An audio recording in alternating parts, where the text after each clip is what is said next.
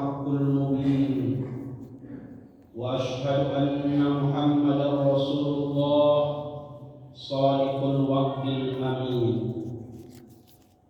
اللهم صل وسلم وبارك على سيدنا محمد خاتم الأنبياء والمرسلين وعلى آله وأصحابه أجمعين ومن تبعهم بإحسان إلى يوم الدين. قال الله تعالى: أعوذ بالله من الشيطان الرجيم بسم الله الرحمن الرحيم محمد رسول الله والذين معه أشداء على الكفار رحماء بينهم تراهم ركعا سجدا يبتغون فضلا من الله ورضوانا سيماهم في وجوههم من أثر السجود صدق الله العظيم. رب اشرح لي صدري ويسر لي أمري واحلل عقدة من لساني يفقهوا قولي. Kaum muslimin dan muslimat Jamaah Masjid Yasin Al-Mudatsir yang kami hormati dan dirahmati Allah Subhanahu wa taala. Bapak Ibu yang berbahagia, Allah beri kita nikmat itu adalah sebagai ujian apakah kita mau bersyukur atau tidak. Karena itu sama-sama kita ucapkan alhamdulillahirabbil alamin sebagai tanda rasa syukur kita atas segala limpahan nikmat dan karunia-Nya. Mudah-mudahan nikmat sehat dan sempat selalu tercurah kepada kita semua, dan nikmat itu pun bisa kita gunakan ke jalan yang diridhoi Allah Subhanahu wa taala. Karena dengan bersyukur inilah Bapak Ibu, nikmat yang kita terima itu menjadi nikmat yang berkah. Jadi Allah beri kita nikmat, yang kita inginkan adalah keberkahannya. Maka nikmat yang berkah itu adalah nikmat yang disyukuri. Dan yang lebih menggembirakan Bapak Ibu tentang syukur ini, orang-orang yang bersyukur itu adalah orang-orang yang dicintai Allah Subhanahu wa taala. Kami yakin Bapak Ibu kita semua ingin dicintai Allah. Maka salah satu caranya agar kita termasuk orang yang dicintai Allah adalah dengan mensyukuri nikmat-Nya. Kita lanjutkan bacaan salawat dan salam kepada Habibullah, ialah Nabi kita Muhammad sallallahu alaihi wasallam. Tentu sama-sama kita lafazkan Allahumma salli ala sayyidina Muhammad wa ala ali sayyidina Muhammad. Assalamu alayka ya Rasulullah. Bapak Ibu yang berbahagia, sekali saja kita membaca salawat kepada Nabi Muhammad, kalau dari Allah kita mendapat rahmat. Sekali kita baca salawat, maka Allah turunkan 10 rahmat. Kalau kita baca 10 kali salawat, berarti Allah beri kita 100 rahmat. Artinya semakin rajin kita membaca salawat ini, maka semakin banyak pula rahmat yang Allah curahkan.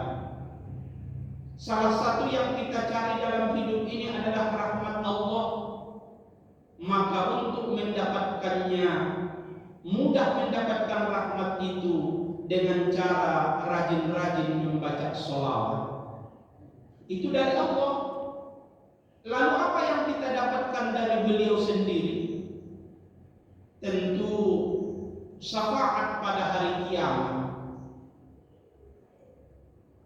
Orang yang pertama kali diutamakan Nabi pada hari kiamat mendapatkan syafaat. Diutamakan, maksudnya didulukan dapat syafaat ialah orang yang paling banyak membaca sholawat. Jadi dengan rajinnya kita membaca sholawat ini, maka kita mendapatkan syafaat pada hari kiamat. Dan syafaat inilah nantinya yang menghantarkan kita ke dalam surga yang penuh nikmat, surga yang kita rindukan, dan surga yang kita cita-citakan. Sebelum masuk ke dalam tausiah, kami ucapkan ribuan terima kasih. Maafkan kami Bapak Ibu mana tahu ada kesalahan ataupun kekurangan, terlebih-lebih nanti di dalam penyampaian. Para orang tua kami yang dimuliakan, Bapak Ketua dan segenap pengurus Masjid Yasin Al-Mudassir yang sama-sama kita hormati, begitu pula kepada seluruh jamaah, terutama yang telah hadir di masjid yang kita cintai ini. Sekedar mengingatkan Bapak Ibu, mari kita sama-sama niat iktikaf supaya menambah nilai ibadah kehadiran kita di rumah Allah yang mulia ini. Karena ini pertemuan kita pertama dalam pengajian seperti ini, sedikit kami memperkenalkan diri. Nama seperti yang telah disampaikan oleh Bapak Protokol Mukhtar, karena berasal dari daerah Medan, tepatnya Mandailing, tentu punya marganya Parinduri. Jadi Mukhtar Parinduri, Mukhtar itu adalah namanya, Parinduri itu adalah marganya. Kami tinggal di Jalan Paus, jalan besarnya Jalan Paus, masuk Jalan Neraca, dekat Masjid Al-Kausar. Mudah-mudahan ini menjadi silaturahmi yang baik bagi kita semua, dan tentu bernilai ibadah di sisi Allah Subhanahu wa taala. Al-hadirin wal hadirat rahimakumullah. Bapak Ibu yang berbahagia, di masa Rasulullah setidaknya secara garis besar ada 3 kelompok manusia. 1 kelompok yang baik, 2 kelompok yang jahat. Kelompok yang baik itulah orang-orang yang beriman. Sedangkan yang kedua adalah kelompoknya orang-orang kafir. Kemudian yang ketiga kelompok orang-orang yang munafik. Kalau orang-orang kafir ini pemimpinnya adalah Abu Jahal, Abu Lahab, maka orang-orang kafir ini adalah pengikut Abu Jahal dan Abu Lahab.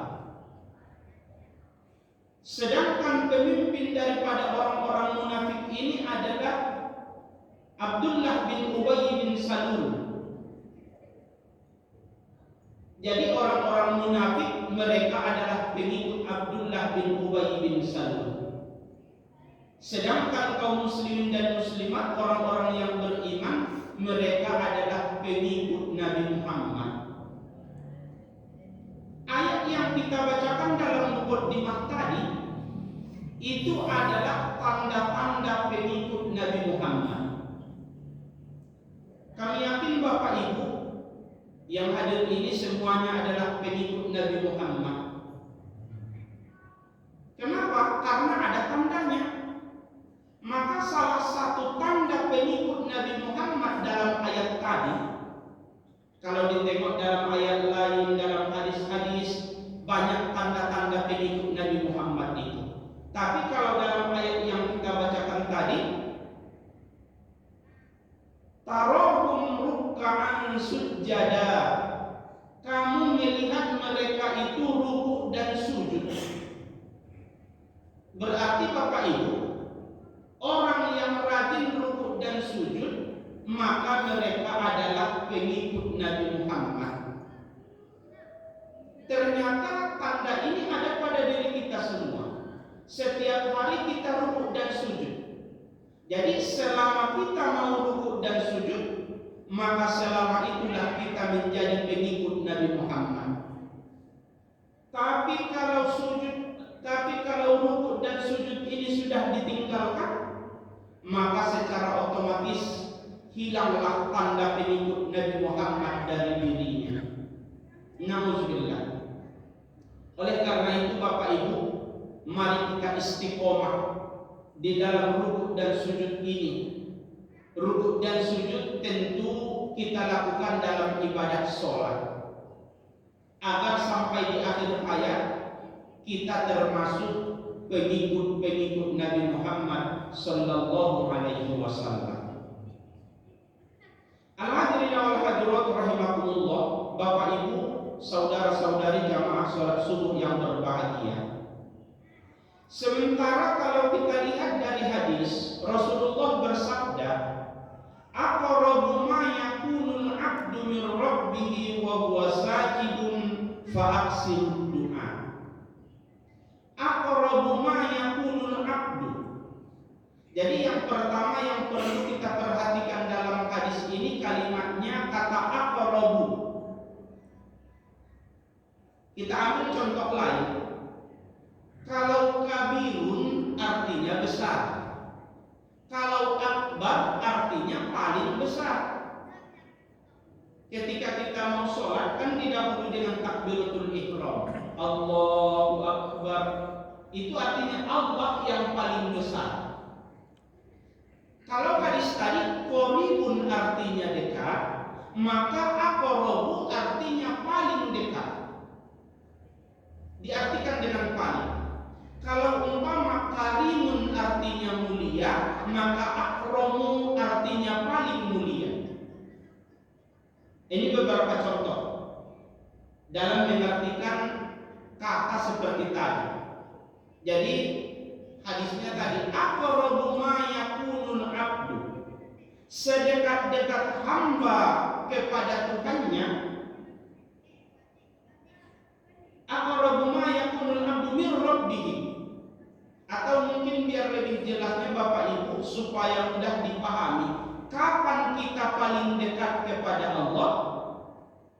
Dijawab Nabi dalam hadis ini, wa huwa sajidun, apabila hamba itu sedang dalam keadaan sujud. Tadi dalam ayat tanda pengikut Nabi Muhammad itu rukuk dan sujud. Kalau dalam hadis ini menjelaskan ketika sujudlah kita paling dekat kepada Allah. Ketika kita iktikaf di masjid, betul kita termasuk orang yang dekat kepada Allah karena kita sedang berada di rumah Allah. Para jamaah haji dan umroh, betul mereka adalah orang-orang yang dekat kepada Allah. Kenapa jamaah haji dan umroh dikatakan orang yang dekat kepada Allah? Karena mereka tamu-tamu Allah.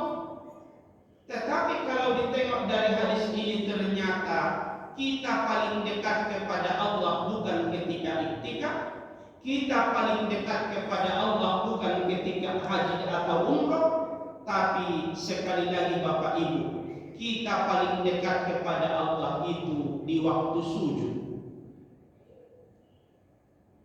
Sujud dalam pandangan Islam, sujud dalam syariat Islam banyak bentuknya. Yang pertama, sujud yang merupakan rukun sholat. Sujud yang kita lakukan di dalam sholat, baik itu sholat fardu maupun sholat sunnah, itu jadi rukun. Sujud itu salah satu rukun sholat. Jadi kalau ada orang yang sholat tapi dia tidak sujud, atau dia lupa sujud, maka sholatnya itu batal karena meninggalkan salah satu rukunnya. Ini biasa bagi kita. Lalu yang kedua Bapak Ibu, ada sujud itu yang disebut dengan sujud sahwi. Juga ini dilakukan di dalam sholat. Sahwi itu artinya lupa. Jadi umpama kita lupa sunat abaat sholat, tapi yang lupa itu sunat abaatnya, baru disunatkan sujud sahwi. Kalau yang lupa itu sujud yang menjadi rukun tadi, maka sholatnya batal. Yang menyebabkan sujud sahwi itu, penyebab sujud sahwi itu disunatkan sujud sahwi karena lupa sunat abaat sholat. Umpama seperti kita lupa tahiyat awal. Umpama sholat yang 4 rakaat, sholat zuhur, asar ataupun isya, sudah 2 rakaat seharusnya kan tahiyat dulu, tahiyat awal. Tapi ternyata kita lupa, langsung berdiri rakaat ketiga. Nanti di ujung kita disunnahkan sujud, namanya sujud sahwi. Atau kita ragu-ragu, 1 rakaat atau 2 rakaat, 2 rakaat atau 3 rakaat, kita ragu, maka tentukan saja yang paling sedikit. Kalau ragu antara 1 dengan 2 rakaat, tentukan 1 rakaat. Kalau ragu antara 2 dengan 3 rakaat, pastikan kita 2 rakaat. Nanti di ujung kita disunnahkan untuk sujud. Inilah yang disebut dengan sujud sahwi. Lalu yang ketiga Bapak Ibu, ada namanya sujud tilawah. Tilawah ini artinya membaca ataupun bacaan. Yang sering kita dengar MTQ, kata tilawah tadi. Apa kepanjangan MTQ Bapak Ibu? M-nya musabaqah, T-nya tilawah, Q-nya Al-Quran. Musabaqah tilawatil Quran. Musabaqah artinya perlombaan, tilawah artinya membaca, Al-Quran artinya Al-Quran. Jadi MTQ musabaqah tilawatil Quran itu artinya perlombaan membaca Al-Quran. Jadi yang ada kaitannya dengan sujud tadi, sujud tilawah. Dalam Al-Quran ini Bapak Ibu ada 15 tempat. Apabila kita membacanya, maka kita disunnahkan sujud, baik itu di dalam sholat maupun di luar sholat. Kalau sujud rukun dan sujud sahwi, nomor 1 dan nomor 2 dilakukan di dalam sholat. Sementara sujud yang ketiga, sujud tilawah, bisa dilakukan di dalam sholat, bisa di luar sholat. Beberapa masjid di daerah kita Pekanbaru biasanya setiap subuh hari Jumat, sholat subuh hari Jumat, maka ada beberapa masjid yang biasanya imamnya membaca surah Alif Lam Mim Sajadah, atau ada orang yang mengatakan Alif Lam Mim Tanzil. Jadi ketika sampai kepada ayat wa hum la yastakbirun, maka imam dan jamaahnya sujud. Setelah itu langsung berdiri lagi, disambung dengan tatajafa junubuhum. Ini namanya sujud tilawah. Atau ayat lain wa idza quri'a 'alaihimul qur'anu la yasjudun, dalam surah Al-Insyiqaq. Atau di akhir surah apa itu? Al-Alaq, wasjuda waqtarib. Jadi ini adalah beberapa ayat. Apabila kita membacanya disunnahkan untuk sujud, namanya sujud tilawah. 3. Lalu yang keempat ada namanya sujud syukur.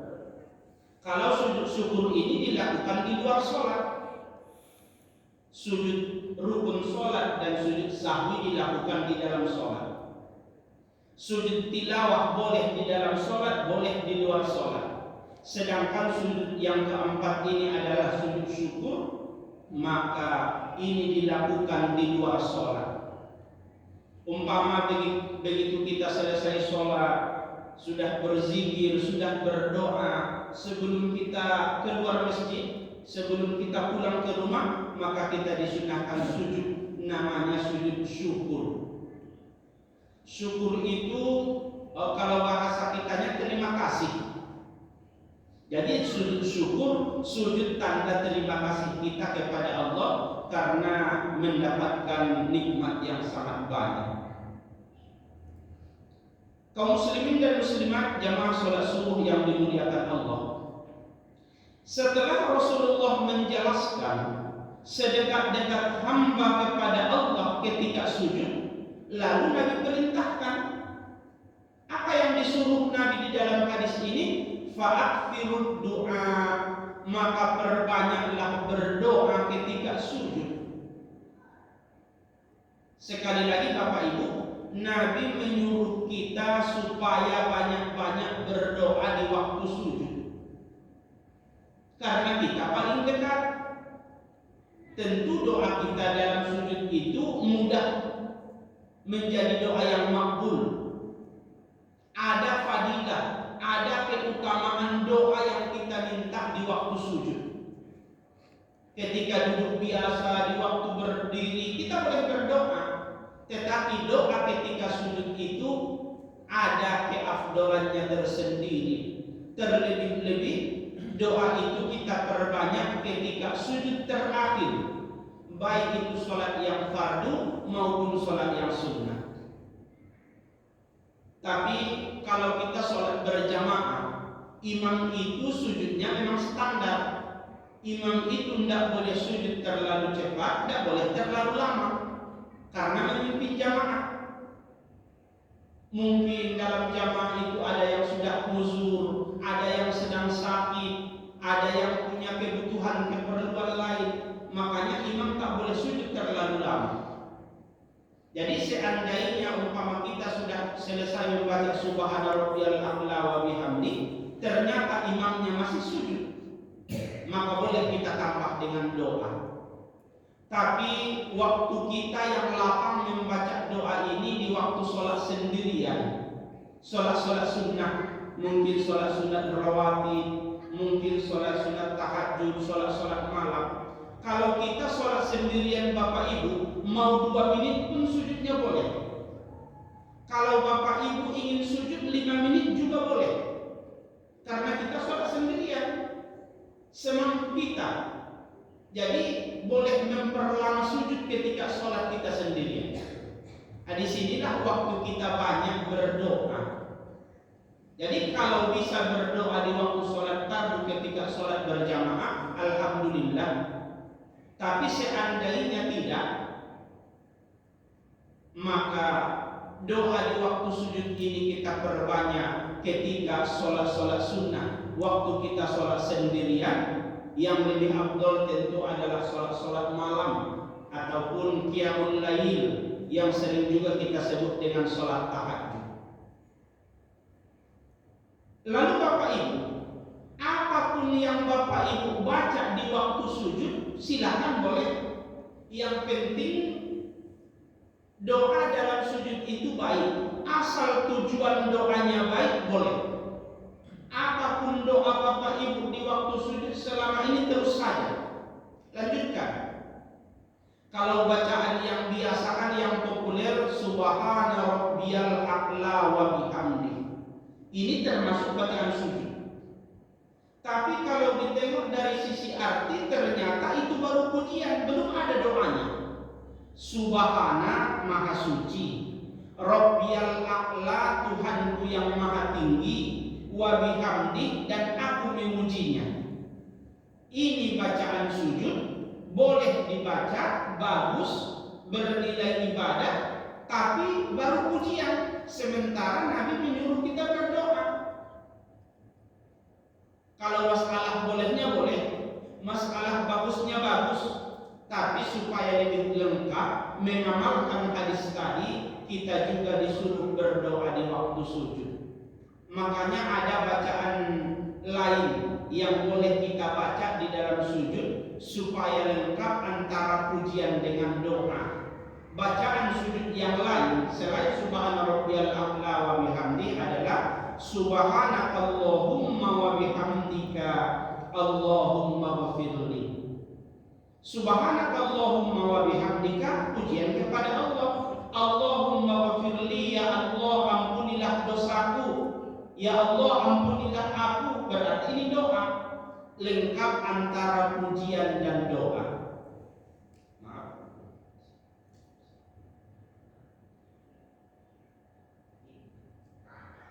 Al-hadirin wal hadirat rahimakumullah.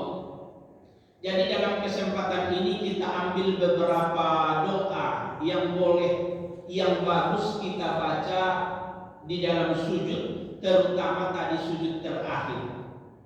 Jadi ingat Bapak Ibu ya, apapun doanya boleh. Yang kita sampaikan ini hanya beberapa contoh, tapi insya Allah doanya ini bagus dan menguntungkan kita semua. Doa yang pertama yang kita ambil, yang dibaca ketika sujud, terutama sujud terakhir dalam pengajian kali ini, ya muqallibal qulub, tsabbit qalbi ala dinik wa ala ta'atik. Ya muqallibal qulub, wahai yang membolak-balikkan hati. Ini maksudnya Allah. Hati kita kan berubah. Mungkin hari ini kita senang, hati kita merasa senang. Nanti atau besok hati kita bisa merasa susah. Berubah. Jadi yang membolak-balikkan hati kita itu adalah Allah.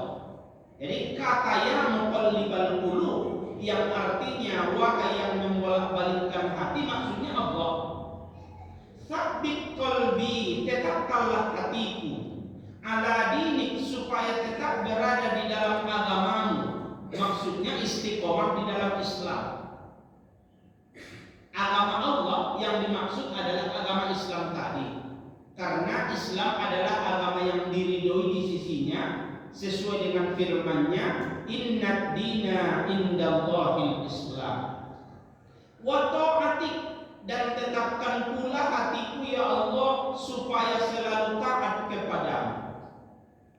Jadi yang kita minta di dalam doa yang pertama ini, nomor satunya supaya istiqomah di dalam Islam, yang kedua supaya istiqomah di dalam ketaatan. Al-hadirin wal hadirat rahimakumullah. Salah satu kata yang perlu kita perhatikan di dalam doa ini adalah tsabbit qalbi. Jadi jangan salah baca Bapak Ibu, jangan dibaca kalbi, karena artinya berubah. Kalau abun ayah, abi ayahku.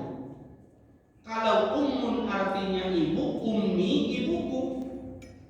Kalau qalbun artinya hati, qalbi artinya hatiku. Tsabbit qalbi pakai qaf. Karena kalau kalbun itu artinya beda.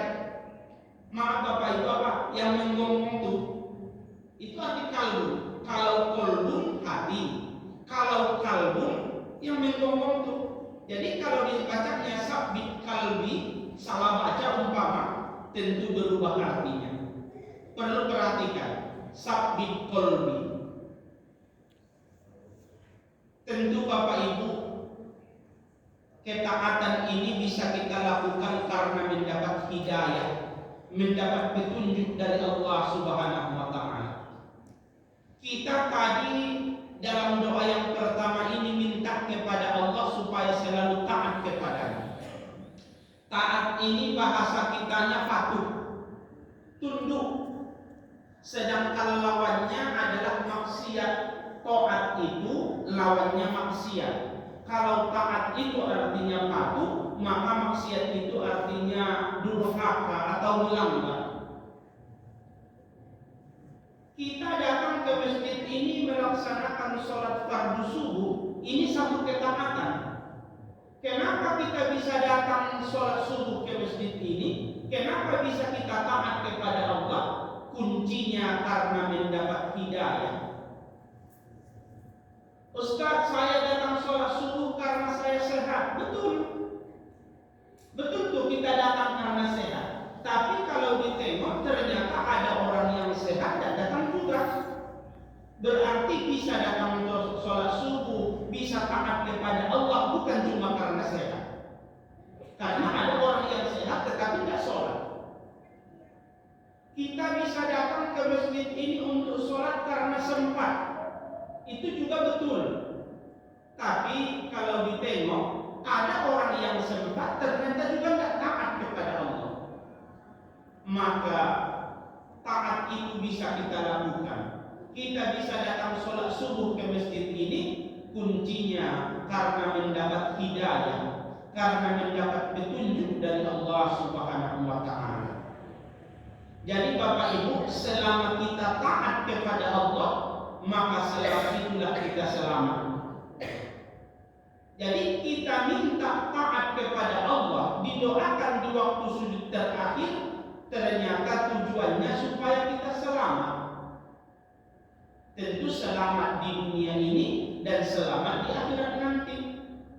Kalau sudah maksiat Bapak Ibu, kalau sudah jauh dari ketaatan, ya sebaliknya, jadilah dia orang-orang yang sesat. Nauzubillah. Kemudian yang kedua Bapak Ibu, selama kita taat, maka selama itulah kita mulia. Ketaatan ini, taat ini kan kata umum, patuh kepada Allah. Dan takwa ini ada kesamaannya dengan kata taat ini ada kesamaannya dengan kata takwa. Imtithalul awamiri wa jatinabun nawahi. Jadi takwa itu bisa kita dapatkan dengan cara imtithalul awamiri, dengan menjunjung tinggi perintah Allah. Wa jatinabun nawahi, dan menjauhi larangan-larangannya. Kenapa kita mau melaksanakan perintah Allah? Karena kita taat kepadanya. Kenapa kita mau meninggalkan larangan Allah, meninggalkan yang diharamkannya? Karena kita taat, karena kita patuh. Jadi ketaatan ini membawakan kita kepada kemuliaan. Selama kita taat, selama itulah kita mulia. Kalau sudah tidak taat Bapak Ibu, bergelimang dalam kemaksiatan, ya sebaliknya. Apa lawan mulia? Lawannya adalah hina. Maka kemaksiatan itu, kalau ketaatan ini membawa kita kepada kemuliaan, maka kemaksiatan itu akan membawa seseorang kepada kehinaan. Walaupun kita capek dalam taat Bapak Ibu, kita capek dalam beribadah, yakinlah capeknya akan hilang, tapi kemuliaannya tetap. Sebaliknya, kalaupun kita merasa senang, kalaupun kita merasa enak ketika maksiat, tapi yakinlah enaknya itu pasti hilang, hanya sebentar. Sementara dosanya itu tetap tercatat di sisi Allah Subhanahu wa Ta'ala. Kemudian satu lagi, kita minta kepada Allah supaya menjadi orang yang taat, tujuannya agar menjadi orang yang beruntung. Selama kita taat kepada Allah, selama itulah kita beruntung. Kalau sudah tidak taat, sebaliknya, jadilah orang-orang yang merugi. Jadi sekali lagi, dengan taat kita selamat, dengan taat kita mulia, dengan taat kita beruntung. Sebaliknya maksiat, dengan maksiat itu orangnya jadi sesat, dengan maksiat itu orangnya jadi hina, dan dengan maksiat itu orangnya jadi merugi. Jadi yang membuat manusia itu masuk ke dalam neraka, yang membuat manusia itu dimurkai Allah, yang membuat manusia itu mendapatkan azab adalah karena dosa-dosanya. Semakin banyak dosanya, maka semakin beratlah azabnya. Nauzubillah. Ini doa yang pertama Bapak Ibu. Lalu doa yang kedua, ingat Bapak Ibu ya, apapun doanya boleh. Apapun yang Bapak Ibu baca di dalam doa itu selama ini terus saja lanjutkan. Ini beberapa doa yang tentu bagus bagi kita. Memang yang kita minta dalam doa ini bukan uang yang banyak, bukan harta yang melimpah, bukan berbentuk materi. Seandainya di dalam sujud itu Bapak Ibu minta rezeki boleh, tapi yang kita minta bukan rezeki. Seandainya Bapak Ibu di dalam sujud itu minta supaya sehat, silakan boleh. Boleh minta berdoa kepada Allah di waktu sujud agar kita diberikan kesehatan. Tapi yang kita minta dalam doa ini bukanlah berbentuk materi, bukan uang yang banyak, bukan harta yang melimpah, tapi yang kita minta supaya selalu taat kepada Allah. Lalu yang kedua, doa yang kita ambil adalah Allahumma inni as'aluka taubatan qabla al-maut. Allahumma ya Allah, Inni as'aluka, saya minta kepadamu. Apa yang kita minta Bapak Ibu? Taubatan qoblal maut, supaya bisa bertaubat sebelum meninggal dunia. Kaum muslimin dan muslimat jamaah salat subuh yang dimuliakan Allah Subhanahu wa taala. Jadi sampai hari ini Allah masih beri kita umur panjang. Sampai saat ini Allah masih beri kita kesempatan hidup. Kenapa Bapak Ibu? Salah satu tujuannya agar kita bisa bertaubat. Karena kalau ajal sudah tiba, karena kalau sudah meninggal dunia, maka habislah kesempatan kita bertaubat. Jadi mari kita gunakan sisa-sisa umur yang Allah berikan untuk banyak-banyak bertaubat. Mungkin Bapak Ibu sudah sering dengar, kalau cinta kepada Allah, banyak-banyaklah bersyukur. Kalau cinta kepada Nabi Muhammad, banyak-banyaklah baca sholawat. Kalau cinta kepada diri sendiri, maka banyak-banyaklah beristighfar. Tentu kita semua cinta kepada diri masing-masing. Maka tanda cinta kepada diri sendiri adalah banyak-banyak beristighfar. Dalam ayat lain Allah perintahkan wasari'u ila maghfiratin min rabbikum, bersegeralah kamu kepada ampunan Tuhanmu. Kita disuruh segera bertaubat. Artinya kita dilarang menunda-nunda taubat. Kenapa kita dilarang menunda taubat? Karena kita tidak tahu kapan datangnya ajal. Karena ajal ini Bapak Ibu dia tidak akan menunggu. Kalau masanya sudah tiba, dia tidak peduli apakah kita taubat atau tidak, apakah kita sehat atau sakit, apakah kita senang atau susah. Ajal itu tidak peduli, asal tiba ajalnya. Jadi karena kita tidak tahu kapan datangnya ajal, maka kita disuruh segera bertaubat. Kalau dikatakan segera, jangan ditunda-tunda. Kalau dosa itu terlanjur kita lakukan di pagi hari, jangan tunggu sampai malam baru bertaubat. Atau kalau dosanya dilakukan di malam hari, jangan tunggu sampai pagi baru bertaubat. Kalau dosanya dilakukan atau terlanjur dilakukan di pagi hari, ternyata ditunggunya malam baru bertaubat. Ialah kalau malaikat Israel datang malam. Kalau malaikat Israelnya kebetulan datang siang, maka tak sempat bertaubat. Jadi dalam hal ini kita dituntut bertaubat sebelum terlambat. Batas kita bertaubat itu malam yughorgil, sebelum gorgorok, sebelum nafas sampai di tenggorokan. Kalau sudah nafas sampai di tenggorokan, kalau sudah bahasa kita apa? Gorgorok, maka habislah kesempatannya untuk bertaubat. Bertaubat untuk pribadi masing-masing. Sedangkan batas taubat secara umum itu sebelum matahari terbit dari barat. Terbit dari tempat terbenamnya. Kalau di daerah kita terbitnya di timur, terbenamnya di barat. Jadi di akhir zaman nanti menjelang kiamat ada saatnya matahari itu terbitnya dari barat. Maka sebelum itu masih ada kesempatan bertaubat. Jadi kalau secara perorangan batas taubat itu sebelum gorgor. Batas taubat secara umum sebelum matahari terbit dari barat.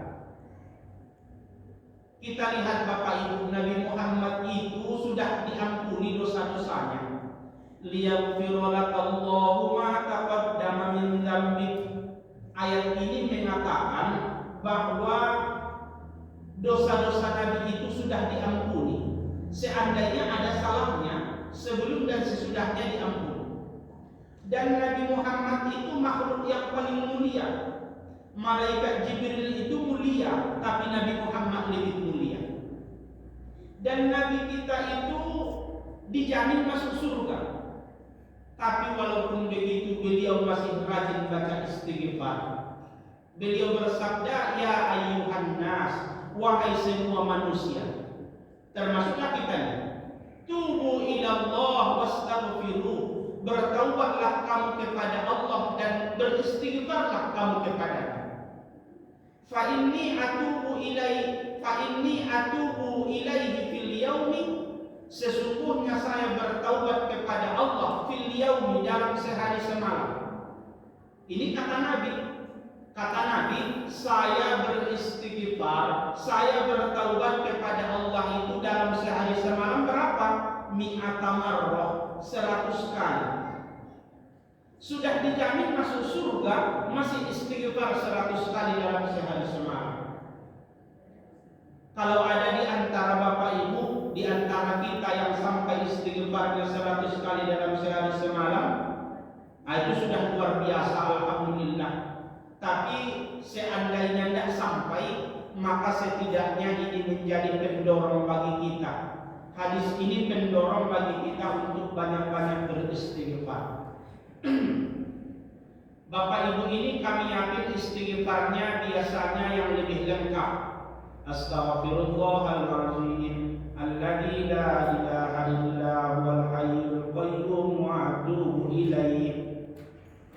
Seandainya kita membaca yang singkat itu sudah boleh. Astaghfirullah, astaghfirullah, astaghfirullah.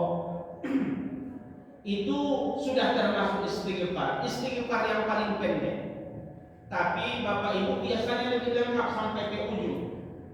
Jadi yang perlu kita ingatkan, umpama istighfar ini sudah kita baca 10 kali, maka tutuplah dengan sayyidul istighfar.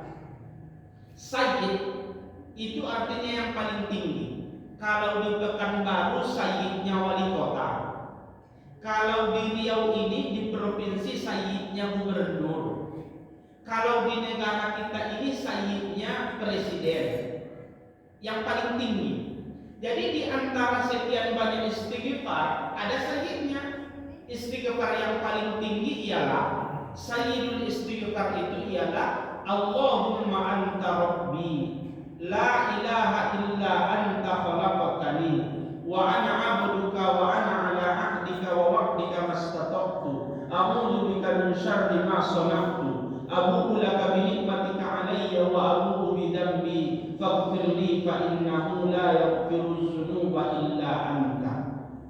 Memang lebih panjang dari istighfar yang lain, tapi semakin panjang bacaannya dalam istighfar ini tentu akan semakin baik. Man kana aksara fi'lan kana aksara fadlan. Siapa yang lebih banyak amalnya, maka lebih banyak fadilahnya, lebih banyak keutamaannya. Jadi istighfar ini biasanya kita baca setiap selesai sholat. Tapi istighfar itu Bapak Ibu bukan selesai sholat saja. Maaf ibu-ibu, kaum wanita yang sedang haid tak boleh sholat, tak boleh baca Al-Quran, tetapi tetap boleh beristighfar. Mungkin kita sedang duduk-duduk lagi istirahat, boleh dibaring dengan istighfar. Mungkin ketika kita sedang naik kendaraan, bagus dibaringi dengan istighfar. Jadi karena kita cinta kepada diri sendiri, mari kita buktikan. Buktinya, tandanya rajin-rajin beristighfar.